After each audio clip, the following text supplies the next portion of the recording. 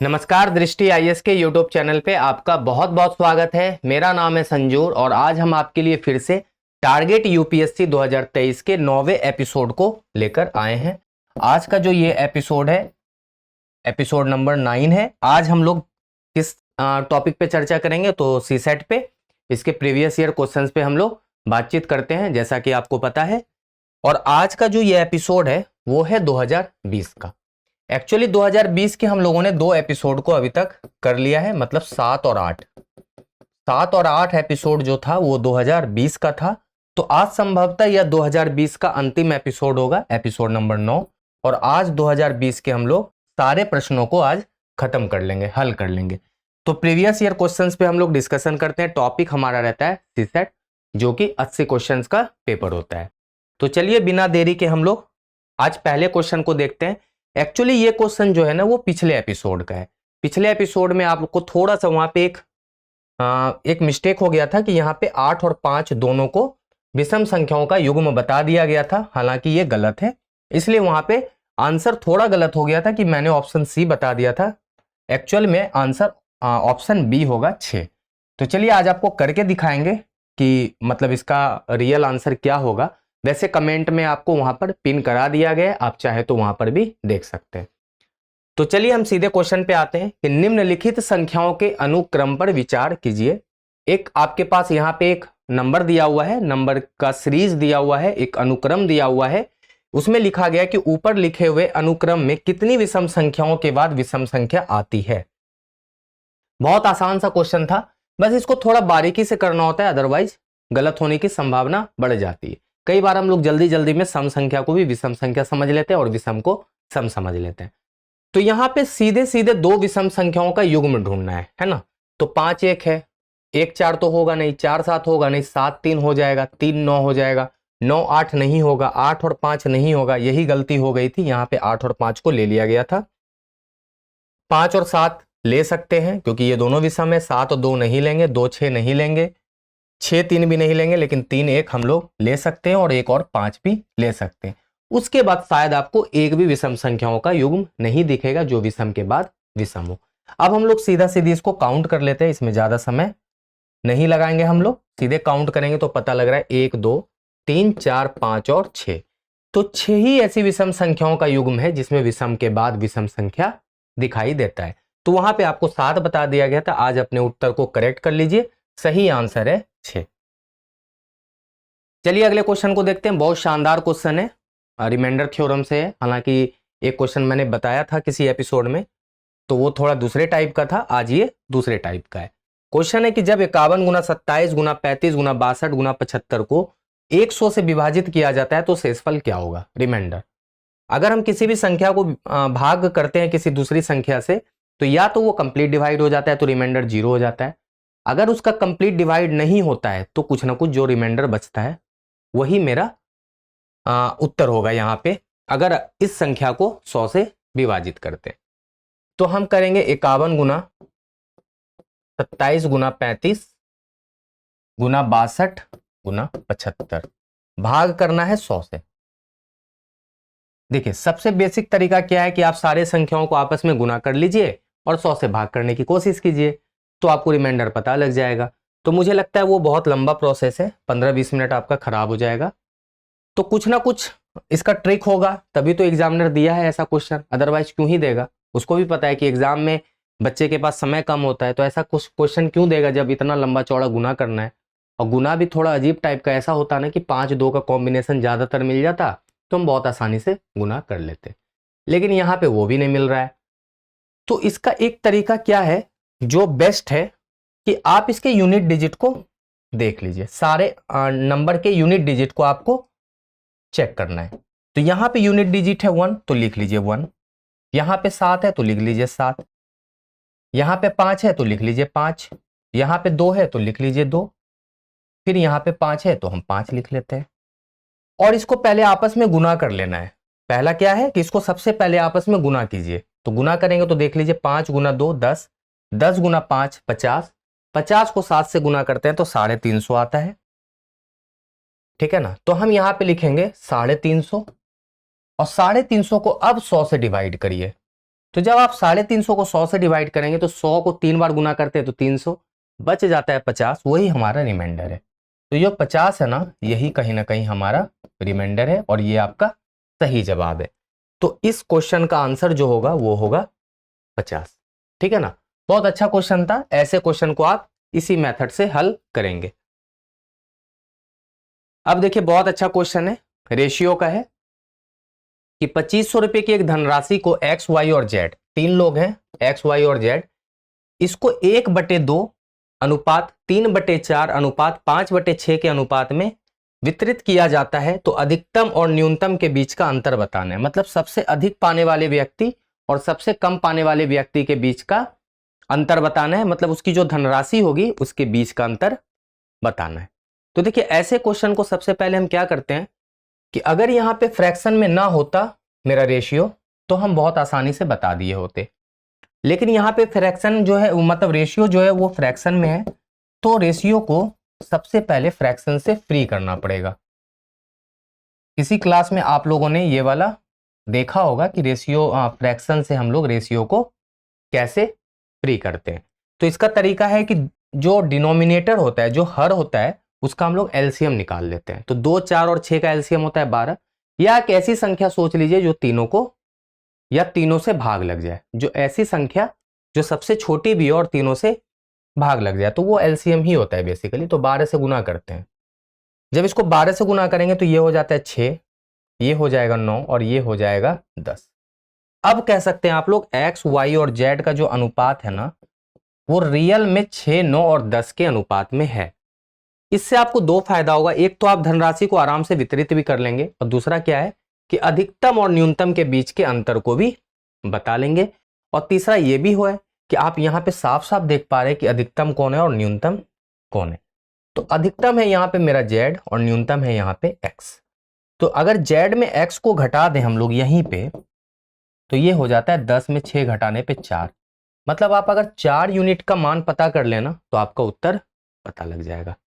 तो देखिए 2500 रुपए की राशि है, बटा है तीनों के बीच, तो तीनों का अनुपात क्या है 6, 9 और 10। तो मतलब ये 6 + 9 + 10 का मान है ना, और हमको निकालना है कितना का 4 यूनिट का। अगर आप पहले 6 का निकालें, फिर 9 का निकालें, फिर 10 का निकालें, फिर इस दोनों के बीच अंतर निकालें, तो उससे बढ़िया क्या है कि ना पहले ही दोनों का अंतर निकाल लिए। तो 10 में 6 गया 4, तो हम लोग 4 यूनिट का मान सीधा सीधी निकाल लेंगे। तो देखिए 10, 9, 19, 6, 25, तो ये होता है 25 के बराबर। तो 25 से ये आराम से 100 बार में कट गया, और 100 गुना 4 हो जाता है मेरा 400 रुपया। मतलब 4 यूनिट का मान 400, और यही मेरा सही जवाब है कि अधिकतम और न्यूनतम अंश के बीच अंतर है 400 रुपये। ठीक है, तो चलिए अगले क्वेश्चन को देखते हैं। बहुत अच्छा क्वेश्चन है, समझने का खेल है कि n के किस मान के लिए संख्या 10⁻n+1 में अंकों का योग 2 है। तो यहां पे 4 ऑप्शन है, इस 4 ऑप्शन से कौन सा ऑप्शन यहां पे सही माना जाएगा कि 10⁻n+1 एक संख्या है। अब यहां पे ये संख्या पता तो नहीं लग रहा, क्योंकि यहां पे पावर फ्री नहीं हो पा रहा है, n का मान कुछ भी हो सकता है।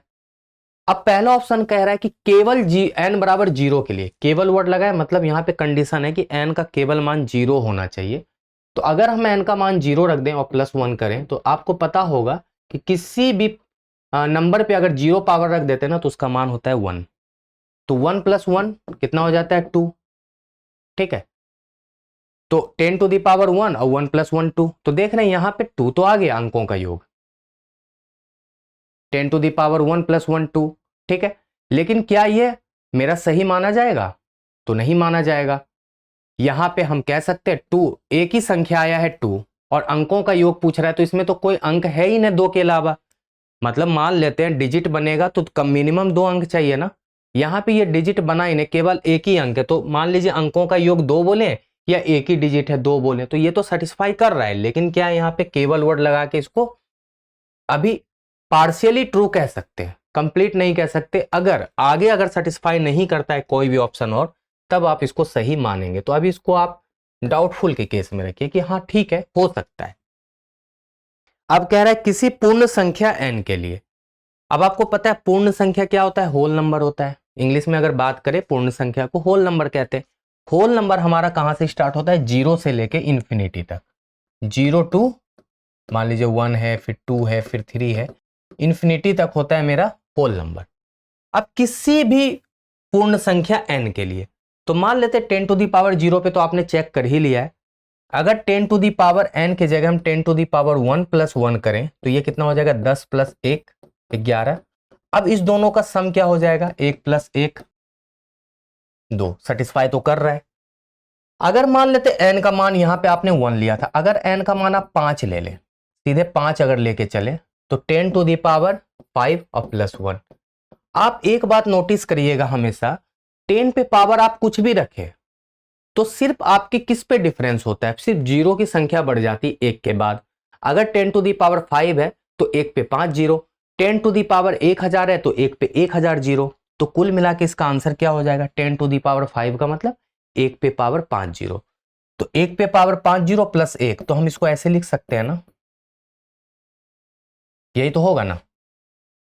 तो किसी भी कंडीशन में 10 टू दी पावर n की जगह आप n का कुछ भी मान रख देंगे ना, मतलब होल नंबर, तो उसका जो सम होगा ना डिजिट का, वो हमेशा 2 ही होगा, याद रखिएगा।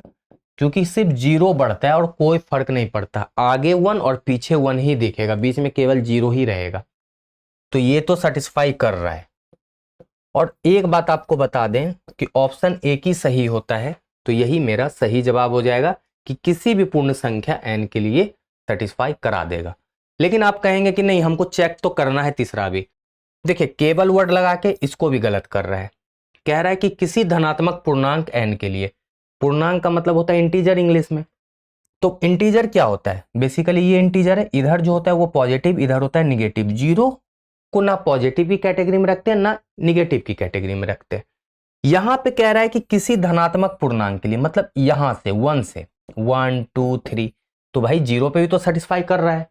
तो जब जीरो पे सेटिस्फाई कर रहा है तो ये गड़बड़ है, ये तो गलत हो गया क्योंकि केवल वर्ड लगा दिया, तो ये गड़बड़ है। ये कहता ना कि धन पूर्णांक पे करता है, तो हम कह सकते थे चलो पार्शियली ट्रू है।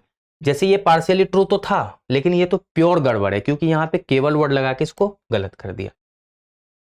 वास्तविक संख्या n के लिए, अब देखिए वास्तविक संख्या को इंग्लिश में हम लोग कहते हैं real number. Real number fraction में भी तो होता है, 1/2 कह सकते हैं, 3/4 कह सकते हैं। अगर हम 10 पे पावर 1/2 और प्लस 1 रखें तो इसका मान आपको पता है कितना होगा, √10 + 1। √10 का मान होता है 3 दशमलव कुछ कुछ होगा, मान लीजिए 1 2 ऐसे समथिंग, और प्लस 1 इसको जोड़ेंगे तो क्या ये मान लीजिए ये 4.12 आएगा। तो इसके डिजिट का सम कभी 2 होगा, तो ये तो गड़बड़ है। तो हम कहेंगे एक ही मेरा सही जवाब है कि किसी पूर्ण संख्या n के लिए, मतलब n का कोई भी मान आप रख लीजिए 0 से लेकर इन्फिनिटी तक, उस पे वो सेटिस्फाई करेगा। तो मेरा सही जवाब है ऑप्शन नंबर बी। अब देखिए बहुत अच्छा क्वेश्चन है ये भी, कि एक कक्षा में 3 समूह है ए बी और सी। मान लीजिए समूह ए, समूह बी और समूह सी, 3 ग्रुप है ए और बी और सी का। यदि समूह से एक, समूह ए ग्रुप ए से एक विद्यार्थी और ग्रुप बी से 2 विद्यार्थी समूह सी में, ग्रुप सी में चला जाता है, मतलब यहां से एक विद्यार्थी इसमें गया तो सी के पास एक विद्यार्थी आ गया, बी से 2 विद्यार्थी इसके पास चले गए तो सी में 2 कम हो गया, सॉरी बी में 2 कम हो गया, ए में 1 कम हुआ, सी के पास 3 लोग बढ़ गए और इन लोगों के पास 1 और 2 घट गए। तो कह रहा है कक्षा के विद्यार्थियों का औसत भार क्या होगा। बहुत अच्छा, बस आपको समझना है इस क्वेश्चन को कि पूछ क्या रहा है। औसत भार पूछ रहा है, कक्षा में तीनों समूह हैं। सपोज कर लीजिए कि मान लेते तीनों समूह का अगर औसत निकालें तो a + b + c, मतलब जो भी इसमें छात्र रहे होंगे, ए में जितने भी छात्र हैं, बी में जितने भी छात्र हैं, सी में जितने भी छात्र हैं, और बटे जितने छात्रों की संख्या है उससे डिवाइड करके औसत निकालते हैं। अरे फर्क क्या पड़ जाएगा अगर ए का, मतलब ए के समूह का छात्र यहां आ जाए, इसका यहां चला जाए, इसका यहां चला जाए, उससे फर्क क्या पड़ना, रह तो रहा है क्लास में ही लोग ना। मतलब वही बात हो गई ना कि एक कुएं में 5 मेढक थे, 2 मर गए, तो मेढकों की संख्या क्या है, तो मेढक मर गए ना, है तो मेढक अभी कुएं में ना। ये तो नहीं पूछा जा रहा है कि जिंदा मेढकों की संख्या क्या है। तो हम लोग बचपन में ऐसे क्वेश्चन पूछते थे दोस्तों के साथ, तो वही बात है कि मेढक की संख्या अभी घटी बढ़ी कहाँ है, वो तो वही है। बस आपसे क्वेश्चन ये नहीं पूछा गया ना कि जिंदा मेढकों की संख्या क्या है। मेढकों की संख्या तो अभी भी 5 है, चाहे वो मर गए या जिंदे हैं। तो वही बात है कि कक्षा में 3 समूह ए बी सी, ए से 2 व्यक्ति चला जाए या 2 से व्यक्ति इसमें आ जाए, हालांकि सब है तो कक्षा के अंदर ही ना, स्कूल के तो अंदर ही है ना, तो फिर औसत में क्या फर्क पड़ना है? कुछ फर्क नहीं पड़ना, क्योंकि नंबर ऑफ स्टूडेंट में कोई कमी और वृद्धि नहीं हुई है, सब आपस में वही है, बस इधर उधर हो गए, उससे कोई फर्क नहीं पड़ता। तो मेरा क्या होगा कि वही रहेगा, ना बढ़ेगा ना घटेगा। और अपर्याप्त आंकड़ा इसलिए नहीं है क्योंकि इसमें ऐसा कुछ क्वेश्चन पूछा ही नहीं गया है कि उसके कक्षा में समूह ए में कितनी वृद्धि होगी, समूह बी में कितनी वृद्धि होगी या समूह सी में कितनी वृद्धि होगी, ऐसा कोई क्वेश्चन नहीं पूछा है। आपसे सीधा सीधी पूछा है कि कक्षा के विद्यार्थियों का औसत भार, तो औसत भार में ना वृद्धि होगी ना कमी होगी, हमेशा कांस्टेंट रहेगा। तो मेरा सही जवाब है ऑप्शन नंबर सी। अब चलिए एक अगला क्वेश्चन है, बहुत अच्छा क्वेश्चन है, स्क्रीन पे आपके है कि मूल्य वर्गों 50, 100 और 200, 500 और 2000 कितने नोट है? एक 50 का है, एक 100 का है, एक 200 का है, एक 500 का और एक 2000 का। मतलब 1 2 3 4 और 5, 5 नोट है आपके पास, एक साथ रखे हुए हैं। एक समय में कम से कम 3 मूल्य वर्गों को लेते हुए कितनी विभिन्न धनराशियां बनाई जा सकती है? मतलब आपसे अगर मैं ऐसे बोलूं दूसरे लैंग्वेज में कि आपके जेब में 5 नोट रखे हैं, एक 50 का, एक 100 का है, एक 200 का, एक 500 का और एक 2000 का। अब आपको जेब में हाथ डालना और 3 नोट निकालना है, तो आप वो 3 नोट क्या क्या निकाल सकते? एक बार निकालें, दूसरी बार निकालें। अब आप वही पूछा जा रहा है कि एक समय में कम से कम 3 मूल वर्गों को लेते हुए कितनी विभिन्न धनराशियां बनाई जा सकती है। तो जब आप एक बार निकालेंगे तो क्या क्या पॉसिबिलिटीज हो सकता है? अब यहां पे पूछा जा रहा है कम से कम, तो 3 तो लेना ही लेना, मतलब 3 नोट आपको जेब से निकालना ही निकालना है। तो आप कैसे कैसे निकाल सकते हैं? हो सकता है कि एक बार 50, 100, 200 निकल जाए, एक बार हो सकता है 100, 200, 500 निकल जाए, एक बार हो सकता है 200, 500, 2000 निकल जाए, 2000, 250 निकल जाए। तो ऐसे क्वेश्चन को क्या है ना कि आपको क्या करना है, यहां पे चुनना है। चुनने का मतलब क्या होता है? कॉम्बिनेशन होता है, आपने पढ़ा होगा परमुटेशन कॉम्बिनेशन। तो देखिए कम से कम कह रहा है, तो देखिए यहां पे आपके नोटों की संख्या क्या है? टोटल नोटों की संख्या 5 है और आपको कितना नोट चुनना है? 3। तो हम कहेंगे कि कम से कम 3 है ना, तो ज्यादा से ज्यादा आप 5 भी निकाल सकते हैं। आपसे ये कह दे कि कम से कम 3, ज्यादा से ज्यादा कुछ भी। तो एक बार आपने जेब में डाला और 3 नोट निकाला, मतलब 5 में से 3 निकाल लिया। दूसरी बार आपने जेब में हाथ डाला, 4 नोट निकाला, क्योंकि कम से कम 3 है तो 4 भी निकाल लिया, आपकी मर्जी। एक बार हाथ डाला और 5 नोट निकाल लिया। अब देखिए अगर आप इसको सॉल्व करेंगे तो आपका उत्तर आ जाएगा, यही आपका उत्तर है कि एक बार ये, एक बार एक बार ये, तीनों पॉसिबिलिटीज को जोड़ देना और आपका उत्तर है 5। 5C3 को अगर आप सॉल्व करेंगे तो यही होगा ना, 5 फैक्टोरियल, 3 फैक्टोरियल और 5 माइनस 3 फैक्टोरियल। आपने किया होगा ये, तो जब इसको सॉल्व करेंगे तो ये 5 फैक्टोरियल, 3 फैक्टोरियल इंटू 2 फैक्टोरियल, तो ये क्या हो जाएगा?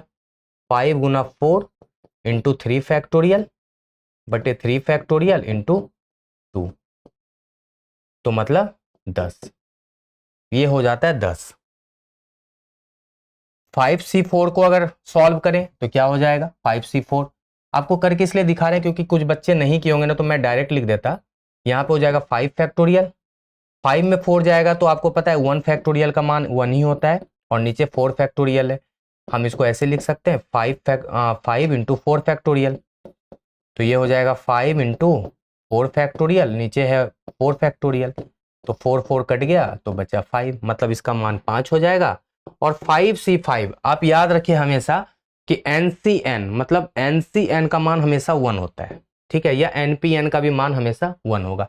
तो 10 5 15 1 16, मतलब 16 ऐसे तरीके हैं, मतलब आप आराम से 3 मूल वर्गों को कम से कम 16 ऐसे तरीके से आप 3 मूल वर्गों को लेते हुए आप विभिन्न धनराशियां बना सकते हैं। तो मेरा सही जवाब है ऑप्शन नंबर ए। ठीक है ना, बहुत अच्छा क्वेश्चन था। आप इसको बस अगर ये समझ पाए कि यहाँ पे परमुटेशन लगेगा या कॉम्बिनेशन लगेगा।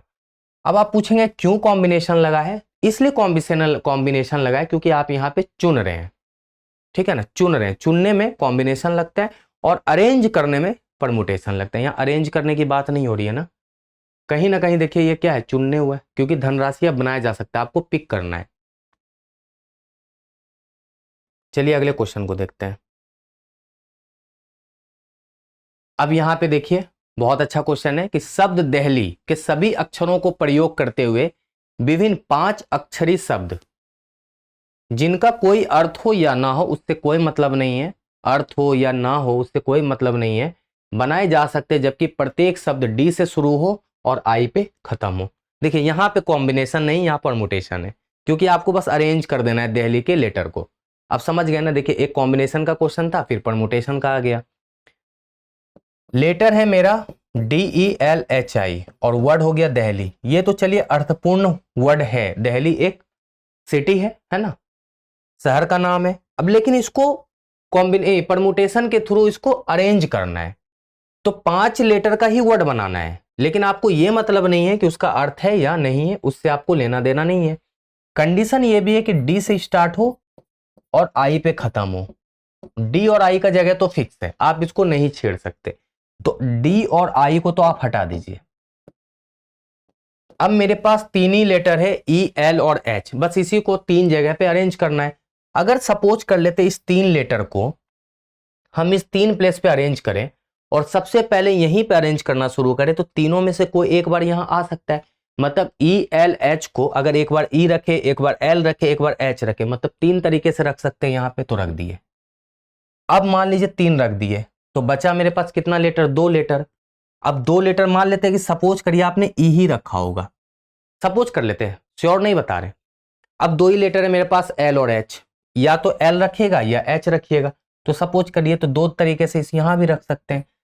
मान लेते हैं कि L ही रखे होंगे आप, अब H को रखना है, एक ही तरीका है, एक ही लेटर है, तो एक तरीके से। तो मेरा सही जवाब क्या हो जाएगा? 3 गुना 2 गुना 1 6। मतलब आप 6 तरीके से इसको आपस में अरेंज कर सकते हैं। परमुटेशन कॉम्बिनेशन में यहां पे परमुटेशन लगा, क्योंकि डी और आई का जगह फिक्स रह गया। यहां डी और आई को हम लोग नहीं बदल सकते। अगर मान लेते कहता कि दिल्ली के ही लेटर को आपस में बदल देना है, फिर ये नहीं कहता कि डी और आई का जगह फिक्स हो, तब आपका आंसर क्या आता? तो 5 गुना 4 गुना 3 गुना 2 गुना 1। और ये भी ध्यान रखना है कि पांचों लेटर आपस में अलग है, तो फिर हम नीचे डिवाइड कुछ नहीं करेंगे। तो मेरा आंसर यहां पे तो 6 आया, लेकिन अगर ये चीज नहीं दिया होता, जबकि से मान लेते ये चीज नहीं दिया होता, तब आपका आंसर होता 5 गुना 4 गुना 3 गुना 2 गुना 1। ठीक है, तो चलिए मेरा आंसर है कितना? 6। तो 6 पे टिक कर लेते हैं।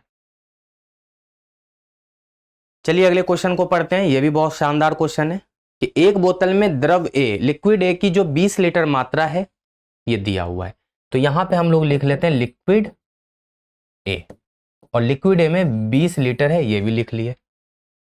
अब इसमें द्रव ए की 4 लीटर मात्रा निकाल दी जाती है और द्रव बी की उतनी ही मात्रा वापस डाल दी जाती है। मतलब एक और लिक्विड है बी, ये भी लिख लीजिए, लिक्विड बी। इससे 4 लीटर निकाले और 4 लीटर निकालने के बाद द्रव बी की उतनी ही मात्रा वापस डाल दी जाती है। समझ पा रहे हैं क्वेश्चन? इससे जब 4 लीटर निकलेगा तो यहां पे हो जाएगा ये 16, क्लियर? और यहां पे 4 लीटर द्रव बी में आ गया। ठीक,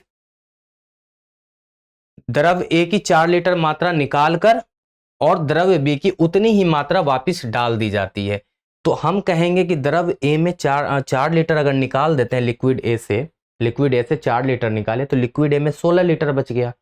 अब 16 लीटर में द्रव बी की मात्रा चली गई, तो आप यहां देख रहे हैं लिक्विड ए 16 लीटर है और लिक्विड बी 4 लीटर है। यही तो हुआ ना। अगर मिश्रण है ठीक है, लेकिन आपके पास इतना तो नॉलेज है ना कि उसमें 16 लीटर लिक्विड ए का है और 4 लीटर लिक्विड बी का है। ये हो गया मेरा पहला ऑपरेशन। मतलब अब जब ऑपरेशन किए तो इसके बाद ये बच रहा है 16 और 4।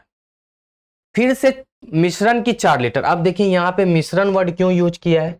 क्योंकि अब आप निकालेंगे उस पोर्शन से, उस लिक्विड से, तो उसमें दोनों लिक्विड ए और लिक्विड बी दोनों है, तो हम निकालेंगे तो 4 लीटर में लिक्विड ए भी निकलेगा और लिक्विड बी भी निकलेगा। इसलिए मिश्रण वर्ड यूज किया है कि मिश्रण की 4 लीटर मात्रा बाहर निकाल दी जाती। अब सोचिए अगर 4 लीटर हम लोग निकालेंगे तो अब कैसे निकलेगा? 4 लीटर में 16 और 4 में से 16 में से कितना निकलेगा, 4 में से कितना निकलेगा, ये कैसे बता पाएंगे? तो जिस अनुपात में ये है ना, उसी अनुपात में मिश्रण भी निकलेगा। तो ये किस अनुपात में है? तो देखिए 16 और 4 का अगर अनुपात निकालें तो ये है 4:1 में। कितने में है? 4:1 में। तो 4:1 में इसको भाग कर दीजिए। तो 4 लीटर जो है ना वो कहीं ना कहीं 5 यूनिट के बराबर है। अगर 4 यूनिट की बात करें तो 16/5 मतलब 3.2 लीटर जो निकलेगा वो लिक्विड ए का निकलेगा, और 16/4/5 बच गया। यहां पे अब देखिए 1 यूनिट का मान कितना हो जाएगा, 4/5 गुना 1, मतलब ये कितना हो जाएगा 0.8 लीटर लिक्विड बी का निकलेगा। तो इसमें आप घटा दीजिए 16 माइनस 3.2 लीटर और 4 माइनस 0.8 लीटर।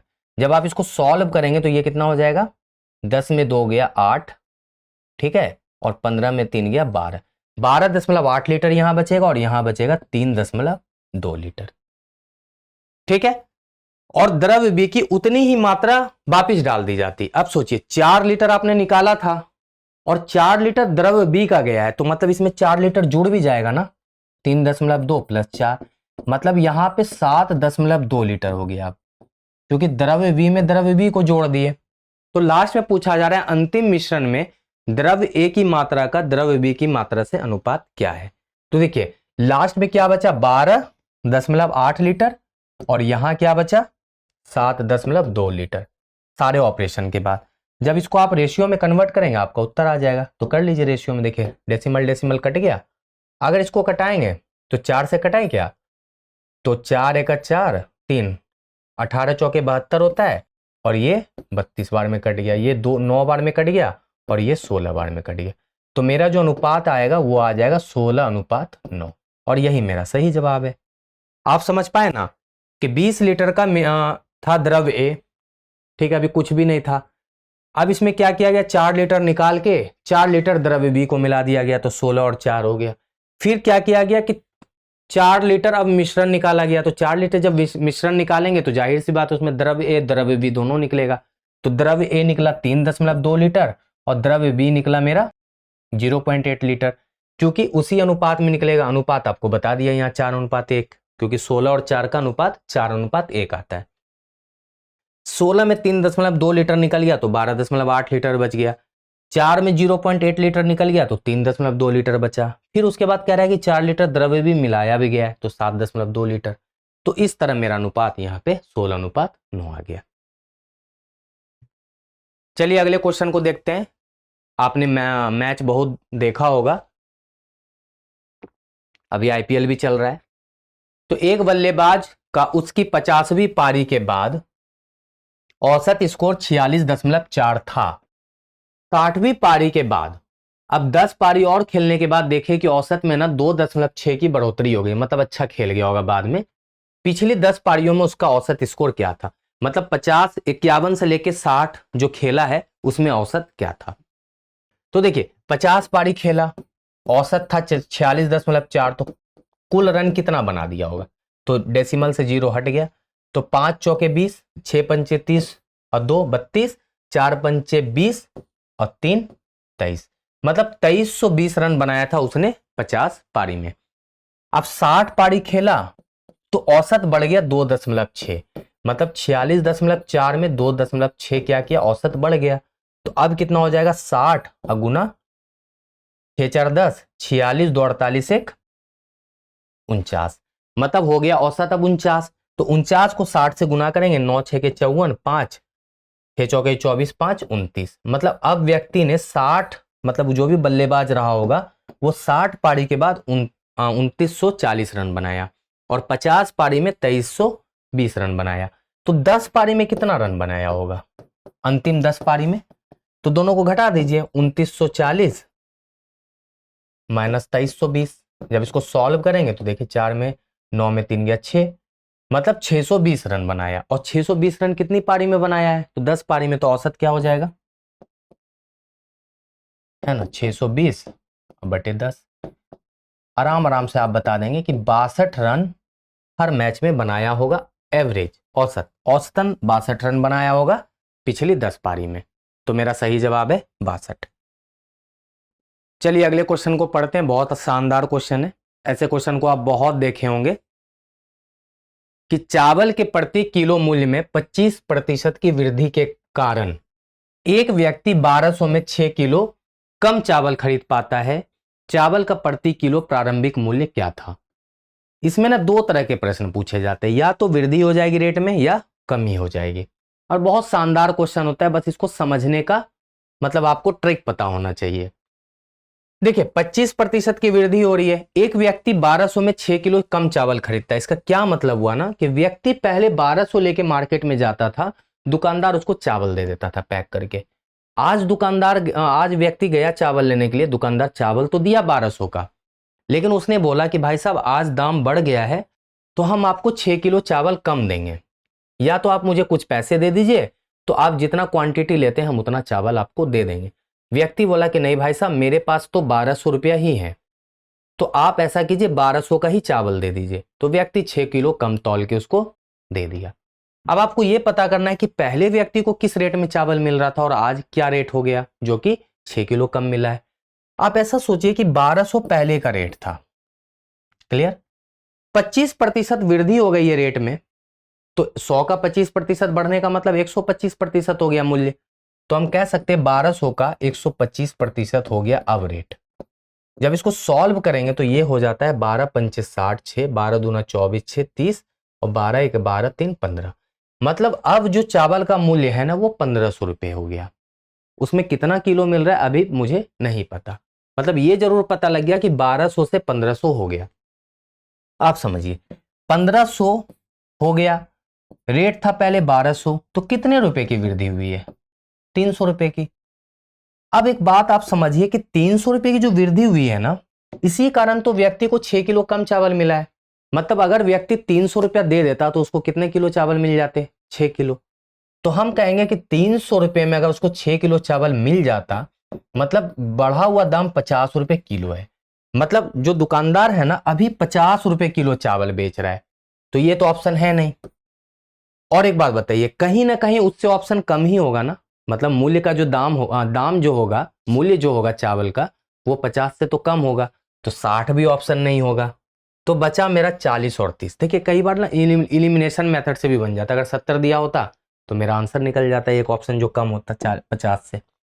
तो चलिए 30 या 40 में होगा, इसको पता करते हैं। कैसे पता करेंगे, अब आप ये सोचिए कि बढ़ा हुआ दाम है 50 और वो कहीं ना कहीं किसके बराबर है, 125% के बराबर है, क्योंकि 25% का वृद्धि हो 25% की वृद्धि हो रखी है, तो 50 जो है वो 125% के बराबर है।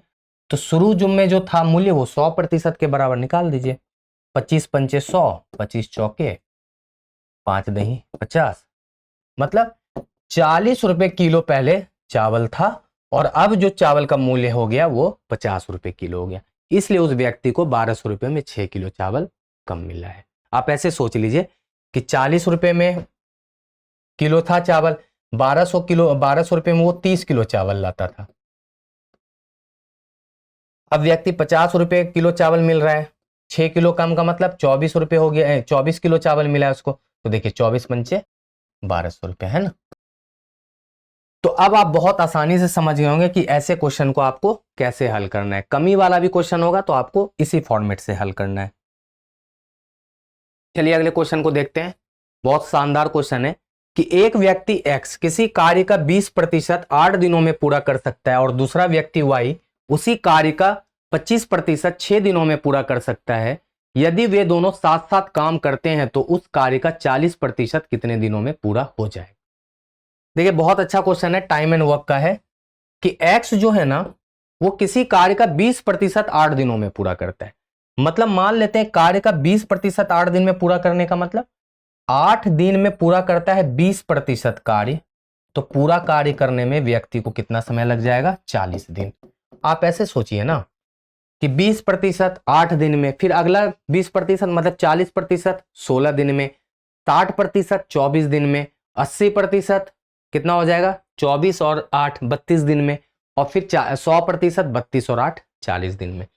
तो x पूरा काम 40 दिन में करता है, y उसी कार्य का 25% 6 दिन में। तो देखिए 6 दिन में 25% तो पूरा कार्य, तो 25 गुना 4 तो 6 चौके 24 दिन। मतलब x करता है 40 दिन में, y करता है 24 दिन में।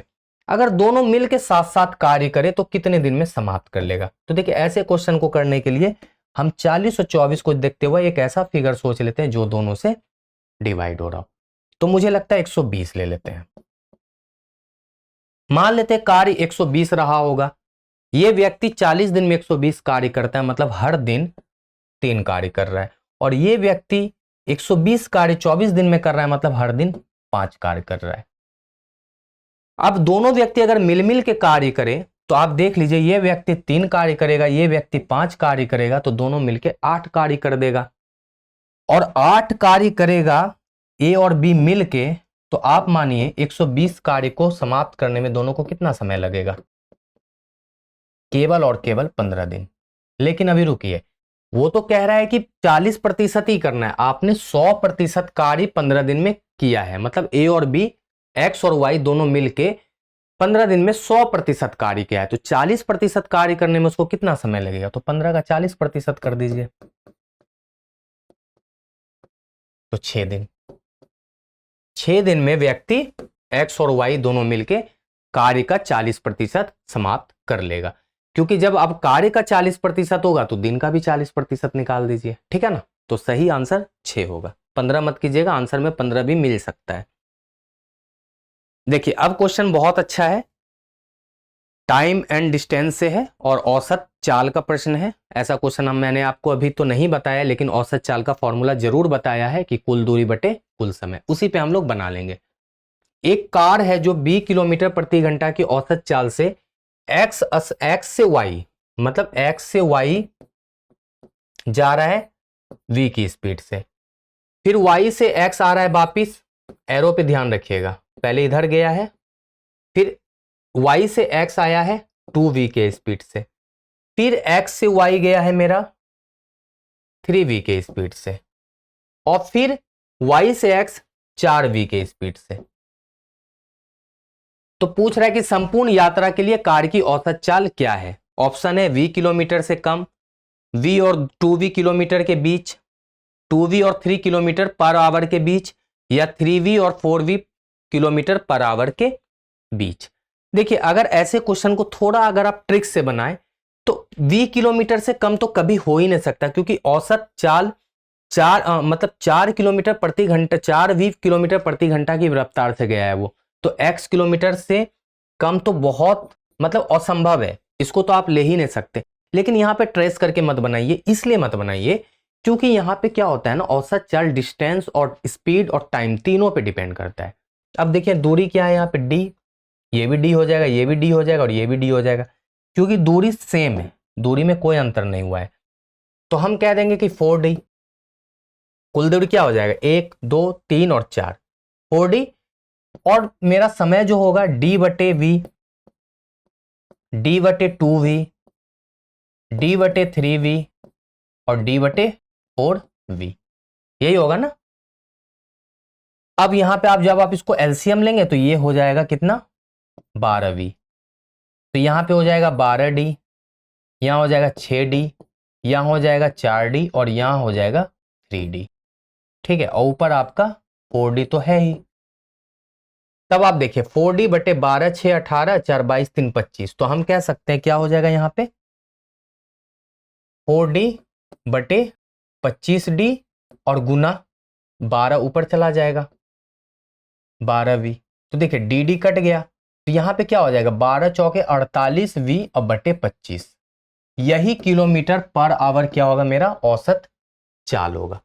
तो 48 यहाँ पे लिखते हैं अच्छे से, 48v बटे 25 को अगर आप सॉल्व करेंगे तो ये लगभग 1 दशमलव कुछ आएगा, क्योंकि 25 दूना 50 हो जाता है। तो ये कितना आएगा 1.8, 1.87 ऐसे कुछ आएगा आंसर, मतलब 1 से ज्यादा और 2 से कम। तो यहाँ पे आंसर क्या हो जाएगा, v और 2v के बीच रहता है, 2 से ऊपर होगा नहीं, 3 से ऊपर होगा नहीं और v से कम होगा नहीं, मतलब 1 से कम होगा नहीं। तो मेरा सही जवाब होगा कि ये कहीं ना कहीं 1 दशमलव समथिंग के मतलब 1 से ऊपर और 2 से कम होगा। तो मतलब v और 2v के बीच रहेगा इसका औसत चाल। मेरा सही जवाब है ऑप्शन नंबर बी।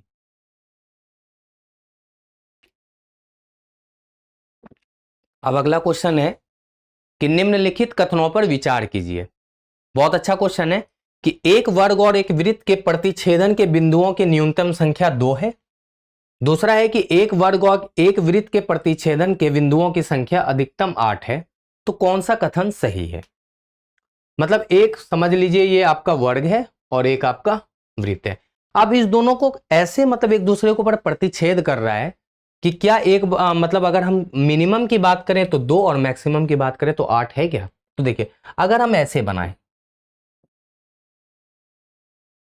देखिए अगर ये मान लीजिए वर्ग है और ये एक वृत्त है, तो देखिए दो ही प्रतिच्छेदन बिंदु दिखेगा आपको, एक नंबर यहां और 2 नंबर यहां। तो न्यूनतम मतलब मिनिमम 2 तो हो सकता है, मतलब पहला कथन तो सही है। अगर हम दूसरे की बात करें, मान लेते हैं ये है मेरा वर्ग और वृत्त मान लीजिए ऐसे बना ले हम, ठीक है। अब इसके प्रतिच्छेदन बिंदु की संख्या काउंट कीजिए और ये मैक्सिमम होगा, तो देखिए 1 2 3 4 5 6 7 और 8, तो ये भी कथन सही हो जाएगा। मतलब हम कह सकते हैं कि दोनों कथन जो है ना यहाँ पे सही है, मतलब मिनिमम 2 और मैक्सिमम 8, इससे ज्यादा प्रतिच्छेदन बिंदु नहीं निकाल सकते। ठीक है, आप इसमें 3 कर सकते हैं क्या? पॉसिबल ही नहीं होगा। अब है क्वेश्चन कि एक व्यक्ति को धारा की उल्टी दिशा में, धारा की उल्टी दिशा का मतलब धारा के विपरीत, मतलब जिसको हम लोग दूसरे इंग्लिश में अगर बात करें तो क्या होता है, अपवार्ड डायरेक्शन में, है ना। उल्टी दिशा में जाने की अपेक्षा धारा प्रवाह की दिशा में, धारा प्रवाह की दिशा मतलब धारा के साथ, धारा जिस दिशा में बह रही है आप उसी दिशा में जा रहे हैं, तो आपको बेनिफिट मिलता है वहां पे। किसी निश्चित दूरी, अब दूरी के बारे में पता नहीं है, 9 द्वारा खेने में आधा समय लगता है। ऑब्वियसली अगर आप उल्टी दिशा में जाएंगे और धारा के साथ जाएंगे तो आपको समय में तो कुछ ना कुछ अंतर होगा, लेकिन यहाँ पे साफ साफ कह रहा है कि आधा लगता है। तो अचल पानी में, अचल पानी का मतलब शांत जल में 9 की चाल, शांत जल में 9 ही चल रहा है ना, क्योंकि 9 के बारे में बात हो रही है, 9 पे व्यक्ति है। शांत जल में 9 की चाल और धारा की चाल का अनुपात क्या होगा? बहुत अच्छा क्वेश्चन है, बोट एंड स्ट्रीम में इसको रखते हैं। मान लेते हैं कि धारा की चाल जो है ना वो रही होगी x, और धारा की चाल से पहले इसमें लिख लीजिए शांत जल में 9 की चाल, शांत जल में 9 की चाल मान लेते हैं x रही होगी, और धारा की चाल y रही होगी, यही सोच लीजिए, बस आपका उत्तर अब आ जाएगा। डिस्टेंस नहीं पता तो d मान लीजिए, दूरी मान लीजिए d है। अब सॉल्व करते हैं। अब कह रहा है कि धारा की उल्टी दिशा में जाने की अपेक्षा, तो धारा की उल्टी दिशा में अगर कोई व्यक्ति जाएगा तो यही होगा ना, d बटे एक्स माइनस वाई। क्यों x माइनस वाई? क्योंकि शांत जल में जो 9 की चाल है ना वो कहीं ना कहीं धारा की चाल उसको कम करने की कोशिश करेगी, अपोज करेगी, तो x में y घटा देते हैं। ठीक है, उसके बाद कह रहा है कि धारा की उसके बाद निश्चित दूरी को खेमे में आधा समय लगता है। अब एक बात बताइए, ये तो हो गया धारा के विपरीत अगर चल रहा है व्यक्ति, और अगर धारा के साथ चलेगा व्यक्ति तो क्या हो जाएगा, d बटे एक्स प्लस वाई, यही होगा ना, d बटे एक्स प्लस वाई। तो हम कह सकते हैं कि इसका क्या मतलब हुआ, आधा समय का लगने का मतलब क्या हुआ कि अगर मान लेते हैं कि इसको अगर इसमें अगर 1 घंटा लगा होगा तो इसमें कितना लगेगा, आधा घंटा लगेगा। तो हम कह सकते अगर ऐसे ले लें कि इसको 2 घंटा लगा होगा तो इसको 1 घंटा लगेगा, यही हुआ ना कि इसका 2 गुना या उसका आधा। तो आप ऐसे सोच लीजिए कि इसको 2 घंटा लगा होगा, इसको 1 घंटा लगा होगा, ऐसे सोच लीजिए।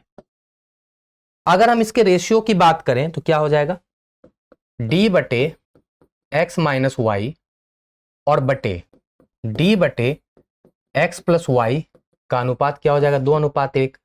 जब आप इसको सॉल्व करेंगे तो देखिए डी डी तो कैंसिल हो गया ना, तो हम कह सकते हैं ये ऊपर चला जाएगा तो x प्लस वाई अब बटे एक्स माइनस वाई का मान कितना हो जाएगा, 2/1। ठीक है, जब आप इसको सॉल्व करेंगे तो देखिए x plus y is equal to क्या हो जाएगा, 2x माइनस 2y, और इसको सॉल्व कीजिए तो देखिए ये हो जाएगा 3y और ये हो जाएगा x। तो हम कह सकते हैं y बटे एक्स का जो मान हो जाएगा वो क्या हो जाएगा, y बटे एक्स का मान क्या हो जाएगा, 1/3, 1/3। अब y क्या है मेरा यहाँ पे, धारा की चाल, और x क्या है, शांत जल में 9 की चाल। हमसे पूछा क्या जा रहा है, पहले शांत जल में 9 की चाल और धारा की चाल का अनुपात। तो शांत जल में 9 की चाल है 3, और धारा की चाल है 1, तो मेरा अनुपात क्या हो जाएगा 3:1। तो या तो यहाँ पे 1:3 लिखिएगा तो धारा की चाल पहले और शांत जल की चाल नीचे है, लेकिन आपको उल्टा देना आंसर, क्योंकि क्वेश्चन में पूछा जा रहा है पहले शांत जल में 9 की चाल। तो मेरा सही जवाब क्या हो जाएगा x/y = 3:1। तो मेरा सही आंसर है 3:1। आप इतना भी अगली बार नहीं करेंगे। आप हमेशा याद रखिएगा कि ऐसे प्रश्न को आप हमेशा क्या करेंगे, अगर मान लेते कि आधा दिया है तो आप सीधा उस समय ये कर लेंगे कि x + y। अब आप सीधे करेंगे x + y बटे x - y का जो मान होगा ना वो 2:1 होगा। आप ऐसे लिख लेना। अगर मान लेते हैं कि 3 गुना समय लेता है, 3 गुना बोले तो 3/1, मतलब बस आपको ये रख लेना है लास्ट में, ठीक है ना। यही तो था ना x + y बटे x - y, है ना। बस आपको ये लेके चलना है अगली बार से। इतना जो तामझाम किया है इसलिए नहीं करना है क्योंकि लास्ट में dd और कट ही जाता है। तो बस आपको ये याद रखना है कि x + y और बटे x - y का मान आपको नोट कर लेना है। अगर आधा दिया है तो उसको 2 मान लिए, तब तो आधा। अगर मान लेते 1 मानते तो फिर 0.5 लिखते, तो बात वही होता ना, 5 दूना 10, 5 1 1 5। तो हम लोग फ्रैक्शन से बचने की कोशिश करते हैं। चलिए अगले क्वेश्चन को देखते हैं। प्राकृतिक संख्याओं के ऐसे कितने युग्म हैं जिनके वर्गों का अंतर 63 है। देखिए बहुत अच्छा क्वेश्चन है कि मान लेते हैं कि ऐसे कितने प्राकृतिक संख्याओं का युग्म है जिसके वर्गों का अंतर 63 है। तो इसका क्या मतलब हुआ कि x² - y² को जो मान है ना वो 63 आना चाहिए, यही बोल रहा है ना। अगर इसको हम सॉल्व करें तो ये हो जाता है x + y और x - y = 63। अब 63 को अगर हम लोग इस फॉर्म में लिखें, मतलब 2 गुना के फॉर्म में लिखें, फैक्टर के फॉर्म में लिखें, तो क्या क्या लिख सकते हैं 63 को। देखिए एक बार लिख सकते हैं 9 × 7, एक बार लिख सकते हैं 3 × 21 और एक बार लिख सकते हैं 63 × 1। इससे ज्यादा कुछ लिख पाएंगे क्या 63 को, आप बताइए। नहीं लिख पाएंगे। तो हम कह सकते हैं कि x + y बराबर एक बार हो जाएगा मेरा 9 और x - y एक बार हो जाएगा मेरा 7, है ना। 9 और 7 का युग्म बना।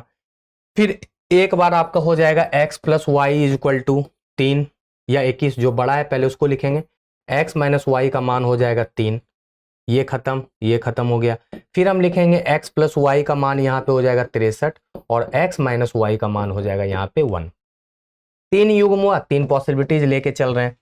अगर आप इससे सॉल्व करेंगे तो क्या क्या हो सकता है, तो देखिए हम यहाँ पे लिख सकते हैं x का मान 8 और y का मान 1 होगा।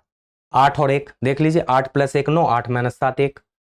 अगर यहां पे लेके चले तो क्या क्या होगा, तो देखिए अगर इसको सॉल्व करेंगे तो 12, x का मान 12 आ जाएगा और y का मान 9 आ जाएगा। देख रहे हैं ना, 12 9 21, 12 में 9 गया 3। अगर यहां लेके चले तो x का मान यहाँ पे 32 हो जाएगा और y का मान कितना हो जाएगा 21 हो जाएगा या 31 होगा। 2y = 64, x = 31, तो इसका मान हो जाएगा 31, ठीक है ना। और देखिए 32 में 31 घटाएंगे तो 1 भी हो जाएगा। तो यही ऐसा 3 युग्म है। तो युग्म क्या क्या हो जाएगा 8 1, दूसरा युग्म हो जाएगा मेरा 21 3 और तीसरा युग्म हो जाएगा मेरा 32 और 31 का। अब आप चाहें तो 8² - 1² कीजिए, तो देखिए 64 - 1 63, 21 का स्क्वायर - 3 का स्क्वायर कीजिएगा तो आपका आंसर क्या नाम है 63 आएगा। और इसका भी कीजिएगा स्क्वायर तो आपका आंसर यही आएगा। मतलब सॉरी 21 3 नहीं 12 9 है ना, यहाँ पे गड़बड़ लिख दिया मैंने। 8 और 1 तो है और यहाँ पे 12 और 9 है। जब आप 12² - 9² करेंगे तो 63 आएगा और आप लास्ट में 32² - 31² भी करेंगे तो आपका मान 63 ही आना है। तो यही आपका 3 युग्म है और आपका सही जवाब है 3। बस आप इसको समझ लीजिए। चलिए अगले क्वेश्चन को देखते हैं। यदि भिन्नों 2/3 लिख लीजिए, 3/4 और 4/5 और 5/6, ये आपका 4 भिन्न है। अब इसमें एक ऑपरेशन करना है। क्या ऑपरेशन करना है कि दोनों अंश और हर में 5 5 जोड़ना है। तो निम्नलिखित में से किस एक के मान में सबसे कम परिवर्तन होगा। कुछ तो परिवर्तन होगा ना, दोनों का मान बढ़ेगा क्योंकि जोड़ रहे हैं। तो 2/3 का अगर ओरिजिनल मान सोचे तो क्या हो जाएगा 0.66।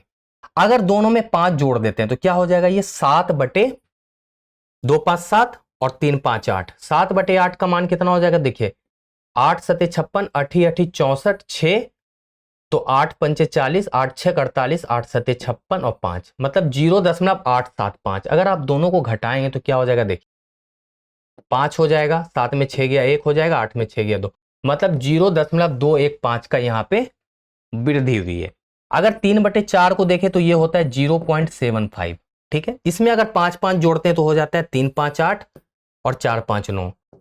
क्लियर। अब इसको जोड़ डेसिमल में कन्वर्ट कीजिए तो देखिए 9 8 72 और उसके बाद 8 8 हो जाएगा तो 9 7 63, लगभग 0.87। अगर इसको घटाएंगे आपस में तो ये क्या देगा तो देखिए 2 1, 0.12 देगा, है ना, 0.12। अगर 4/5 की बात करें तो ये हो जाता है 0.8। अगर इसमें 5 5 जोड़ते हैं तो ये हो जाता है 9/10, ये हो जाता है 0.9। जब इसको घटाएंगे तो ये कितना हो जाएगा देखिए, 9 में 8 गया 1, मतलब 0.1 देगा, यही देगा ना, 0.1 देगा। 5 8 40 और ये 5 5 जोड़ेंगे तो 9/10। ठीक है, 5/6 में अगर ओरिजिनल मान ढूंढे तो 6 8 48 2, लगभग 0.83 देगा। अगर दोनों में 5 5 जोड़े तो ये हो जाएगा 10/11, यही हुआ ना, 5 5 10, 6 5 11, तो ये हो जाएगा देखिए। अगर हम इसको करेंगे तो ये 0.9 है ना, 11 नमा 99 1, तो यहां फिर 0 रखेंगे तो 0.909। अगर इसमें हम घटा दें 0.830 तो ये हो जाता है 9, ये हो जाता है 7 और ये मतलब 0.07 हो जाता है। तो आप यहां पे अब हमको बताइए कि इसमें सबसे छोटा कौन है, मतलब सबसे कम कौन है। तो अब हम चलते हैं यहां छोटा ढूंढेंगे। तो देखिए यहां पे है 0.2, मतलब यहां सिर्फ आगे वाले को देखिए 0.2 है, यहां 0.8 है, ये तो काफी बड़ा है। ये है यहां पे कितना 0.1 और यहां पे है 0.07। आप देख रहे हैं ये सबसे छोटा है, यहां पे 0.07 है और यहां पे 0.1 है, मतलब ये 10 पैसा मान लीजिए, ये 8 पैसा मान लीजिए, ये 2 पैसा मान लीजिए, वो तो 0.07 है। तो सबसे कम जो न्यूनतम परिवर्तन होगा ना वो होगा आपके 5/6 में। तो मेरा सही जवाब है 5/6। चलिए अगले क्वेश्चन को देखते हैं। एक अंक n ग्रेटर देन 3 भाज्य है 3 से, मतलब 3 से भाग लगता है लेकिन 6 से भाग नहीं लगता है। मतलब n अगर 3 से बढ़ा दिया हो और वो 3 से भाग भी लग रहा हो लेकिन 6 से भाग नहीं लगता है, तो निम्न में से कौन सा एक 4 से भाग है। अब n से 3 एक n मतलब n से बड़ा, मतलब सॉरी 3 से बड़ा n का एक ऐसा मान ढूंढिए जो 3 से भाग होगा लेकिन 6 से भाग नहीं होगा। तो मुझे लगता है 9 को लेके चलते हैं, 3 से भाग है 6 से भाग नहीं लग रहा। तो अगर हम n का मान 9 ले लें, अब इस पर पुट कर दीजिए तो 9 दूना 18, 9 तिया 27, 9 दूना 18 4 22, 9 तिया 27 1 28। तो कौन 4 से भाग लग रहा है, सीधा सीधी बता दीजिए। तो 4 से 3n+1 ही भाग लग रहा है और यही मेरा सही जवाब है, ये सब भाग नहीं लगेगा। बहुत आसान क्वेश्चन था। अब अगला क्वेश्चन है कि पानी से भरे हुए एक बर्तन का भार 40 किलोग्राम है। मतलब पानी से भरे हुए एक बर्तन है, इसमें पानी रखा हुआ है, ये 40 किलोग्राम का है, मतलब उसमें पानी और बर्तन दोनों का वजन जुड़ा हुआ है। 1/3 भरा हुआ है तो इसका भार 20 किलोग्राम है। अगर मान लेते वो 1/3 भरा हुआ हो, मान लेते इतना बड़ा है और वो 1/3 फुल है, तो उसका वेट है 20 किलोग्राम। क्लियर। तो खाली बर्तन का भार क्या है। अच्छा देखिए 40 किलोमीटर अगर मतलब पूरा भरा हुआ था तो 40 किलोग्राम था, 20 किलोग्राम हो गया तो मतलब 1/3 बच गया है, मतलब 2/3 खाली हो गया है। तो 2/3 जो खाली हुआ है वो 20 लीटर की वजह से हुआ है, मतलब 20 लीटर को जो मान है ना वो 2/3 के बराबर है। तो पूरा का मान कितना हो जाएगा 30 लीटर के बराबर। मतलब केवल पानी का वजन अगर देखा जाए ना उसके अंदर बर्तन के अंदर, तो वो कितना था 30 लीटर था या 30 किलोग्राम था। तो 30 किलोग्राम अगर पानी है और पूरे बर्तन का भार पानी के साथ 40 किलोग्राम है, तो बर्तन का वजन कितना हो जाएगा 10 किलोग्राम। मेरा सही जवाब क्या हो जाएगा 10 किलोग्राम। चलिए अंतिम क्वेश्चन है। एक ऐसा क्वेश्चन हम लोगों ने किया था कि एक फिसलन वाले पाइप पे एक कोई मतलब बंदर चढ़ रहा है, ऐसा क्वेश्चन था। यहाँ पे मेढक है, कि एक मेंढक फिसलन वाली दीवारों पर जो 4.5 मीटर गहरा है सूखा कुआं से बाहर आने की कोशिश करता है। प्रत्येक बार मेंढक 30 सेंटीमीटर फुदकता है, मतलब ऊपर की ओर जाता है, और 15 मीटर सरक जाता है। मतलब 30 मीटर जाता है एक बार में और दूसरी बार में सरकता है 15 सेंटीमीटर। कुएं से बाहर आने के लिए मेंढक को कितने जरूरी फुदकन की संख्या क्या है, मतलब कितना उसको अपना स्टेप लगाना होगा। तो 4.5 मीटर को हम 450 सेंटीमीटर में लिख सकते हैं, क्योंकि यहां पे सेंटीमीटर में दिया है मामला। देखिए एक बार में वो जाता है 30 और दूसरी बार में वो 15 फिसल जाता है, मतलब ओवरऑल 2 बार में वो 15 सेंटीमीटर ही चढ़ पा रहे हैं। अगर ऐसा क्वेश्चन आ जाए ना तो आप सीधे 450 को 15 से डिवाइड कीजिए, तो आपका क्या आ जाएगा 30। लेकिन ये आपका आंसर गलत होगा। क्यों गलत होगा? क्योंकि ऐसा थोड़ी है कि जब वो लास्ट बार चढ़ेगा तो फिर क्यों फिसलेगा, वहां से अपने डेस्टिनेशन पे पहुंच गया तो फिसलेगा नहीं, तो इसलिए यहां पे गलत हो जाता है। तो इसका तरीका ये है कि जितना आपका उत्तर आया उसमें एक कम कर दीजिए, या तो वो तरीका आपका सही उत्तर 29 हो जाएगा। दूसरा तरीका ये है कि मान लेते 15 सेंटीमीटर करके वो जा रहा है 450 ट्रेवल करने के लिए, तो जितना बार में कंप्लीट डिवाइड हो रहा है ना उससे कम आप लेके चलिए। तो 15 को 29 बार में आप जब डिवाइड, एक बार क्या दो, एक क्या दो कम करके चलिए, 2 स्टेप ले रहा है ना वो, एक चढ़ रहा है एक उतर रहा है, तो आप अभी लास्ट वाले स्टेप को हटा दीजिए, मतलब दोनों स्टेप को हटा दीजिए। अगर वो 28 बार चढ़ना उतरना करे तो कितना ट्रैवल कर लेगा? तो देखिए 15 को जब 28 से गुना करेंगे तो 15 8 120 12, 15 गुना 30 और 12 420, मतलब एक बार 30 चढ़े फिर 15 उतरे, फिर 30 चढ़े 15 उतरे, ऐसे करके वो जब 28 बार अगर वो बेचारा प्रयास करेगा ना तब जाके वो 420 तक पहुंच गया। जब वो 420 तक पहुंच गया और लास्ट उसको 30 सेंटीमीटर और ट्रैवल करना है, तो एक ही बार वो जंप लगा के 30 सेंटीमीटर और ट्रैवल कर लेगा। जब वो 30 सेंटीमीटर जंप लगा के अपने कुआं के टॉप पे पहुंच जाएगा तो फिर वहां से क्यों ही फिसलेगा या फिसल जाए, उससे मुझे लेना देना नहीं है। वो अपने डेस्टिनेशन को कवर कर लिया ना, यही मैंने आपको पिछले भी एपिसोड में बताया था।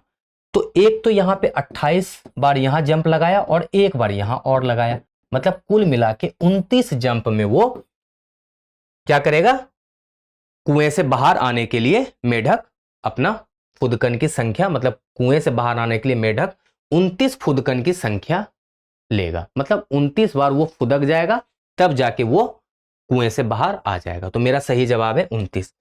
तो इस तरह आज हम लगभग 23 क्वेश्चन को कर लिए हैं और आपका आज 2020 का एपिसोड समाप्त हो चुका है। आशा है कि आप लोगों को यह एपिसोड बहुत अच्छा लगा होगा और आज हम 2020 के एपिसोड को लगभग समाप्त कर चुके हैं। अब हम लोग 2019 के एपिसोड को करने का प्रयास करेंगे।